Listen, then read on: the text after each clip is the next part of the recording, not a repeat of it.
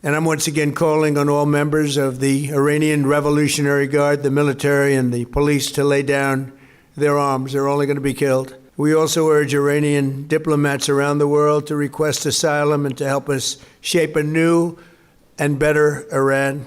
We are not asking for a ceasefire, and we don't see any reason why we should negotiate. And we are prepared for any other eventuality, even, a ground invasion.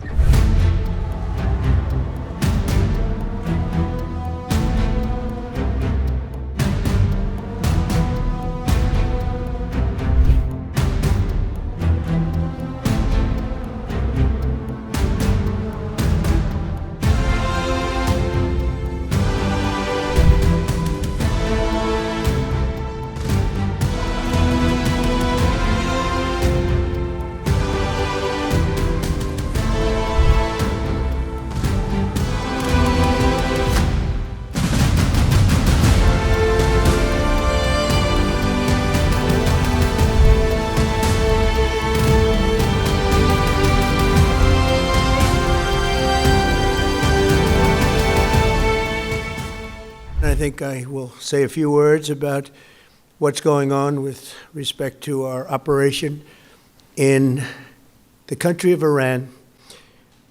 The United States military, together with the wonderful Israeli partners, continues to totally demolish the enemy far ahead of schedule and at levels that people have never seen before, actually.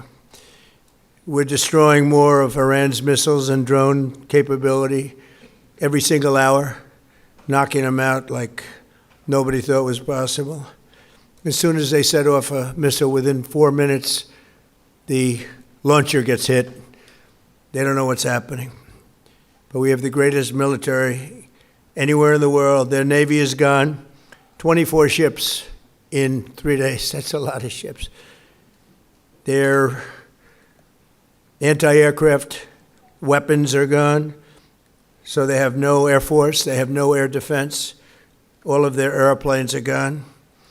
Their communications are gone.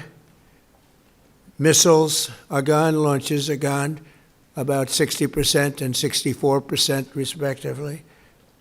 Other than that, they're doing quite well. I said, what's left? But they're tough, and they want to fight. And they're calling, they're saying, how do we make a deal? I said, you're being a little bit late, and we want to fight now more than they do. We've had 47 years, depending on the way you count it, but 47 years of horror with this group. And, when you see somebody walking down the street without their legs, without the arms, whose face is so badly affected and hurt, it mostly came from 95% Soleimani and Iran, and we, other presidents, lived with it. I didn't live with it. And so our people are doing a great job. Again, the greatest military anyone's seen. Thank you.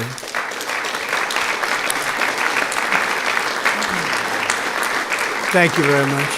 And yesterday, my administration announced decisive action to help keep down the oil prices, including offering political risk insurance for tankers transiting into the Gulf, as you know, pretty dangerous territory. Further action to reduce pressure on oil is imminent, and the oil seems to have pretty much stabilized. We had it very low, but I had to take this little detour, if it's okay with everybody. Scott, it's okay with you? Scott's the one who has to put up with it. He said, you have to do this now? I said, I have to do it, Scott, right? But it's been very strong, and everybody, including Scott, everybody feels we had really no choice. They were going to hit us if we didn't hit them, because they're crazy. And in the long term, the actions we're taking will dramatically increase the stability of the region and oil prices and stock markets and everything else. We set the all-time record in history with the Dow going to 50,000. So Dow is at 50,000. It was supposed to be maybe, if we were lucky, within, by the end of my presidency in 4 years. And we did it in my first year. We did the S&P 500. We did that in a period of less than a year. And that was even tougher than the Dow, they said, so it wasn't going to happen. But we have a great country. We have a country that's never done this well. We've had tremendous success in so many different ways. I built the military and rebuilt it in my first term, and we're using it more than I'd like to use it, to be honest with you. But when we used it, we found out it certainly did work. When we look at Venezuela, when we look at the first attack, Midnight Hammer, in Iran, which really set the stage for what we're doing right now. It's been pretty amazing. And I'm once again calling on all members of the Iranian Revolutionary Guard, the military and the police, to lay down their arms. They're only going to be killed. And now is the time to stand up for the Iranian people and help take back your country. You're going to have a chance after all these years to take back your country. Accept immunity. We'll give you immunity. And we'll be giving you really the right side of history, because that's what it is.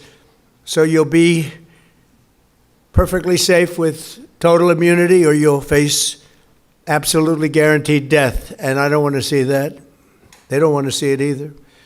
We also urge Iranian diplomats around the world to request asylum and to help us shape a new and better Iran with great potential. It's a country with great potential. There's much better future for Iran. It's now beginning. It's going to be, I think, a great future. And the United States will ensure that whoever leads the country next, Iran will not threaten America or its neighbors, Israel, anybody. If you look at what happened, they had missiles aimed at all of these other countries, Qatar, Saudi Arabia, UAE, many others, that weren't really involved very much, and they had missiles aimed. Well, they were aimed there long before this ever started. They were going after the entire Middle East. And then we came along. We blew up their party. So we have phenomenal people. I want to thank all of the people that have been involved. Marco, you've been doing a fantastic job. Right now, you're saying Iran does not want a ceasefire. We are not asking for a ceasefire. And we don't see any reason why we should negotiate with the U.S.